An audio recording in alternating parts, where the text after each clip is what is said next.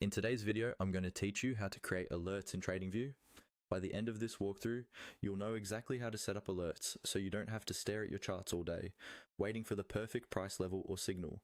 First, make sure you're logged into your TradingView account and you have a chart open for the market you want to monitor. This could be a stock, a cryptocurrency, forex pair, or any other instrument supported on the platform. Once your chart is loaded, look over to the right-hand side of the screen.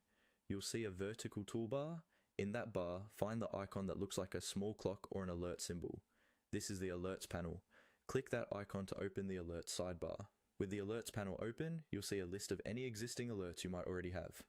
To create a new one, look for the plus sign or a button that says Create Alert. Go ahead and click on that. This will open the main alert creation window, where you'll be able to customize exactly when and how your alert should trigger. Now you'll want to fill in the details. At the top, choose the symbol or market the alert should apply to. Then set the condition for the alert, such as when the price crosses above or below a specific level. You can usually click on the current price or type in your target price manually. Take your time here, because this determines when TradingView will actually notify you. Below that, choose how often the alert should trigger. For example, once per bar close, or only once in total. You can also set an expiration time if you only want the alert to be active for a certain period. Next, look at the notification options. You can choose to receive a pop-up, a sound, email, or app notifications, depending on your preferences and account settings.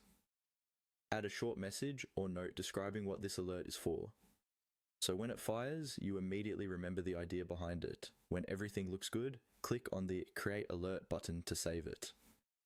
TradingView will now monitor the market for you based on the rules you just set. If you change your mind or realize something isn't set correctly, you can simply click Cancel instead of creating the alert. You can always open the Alerts panel again and repeat these steps to set it up properly.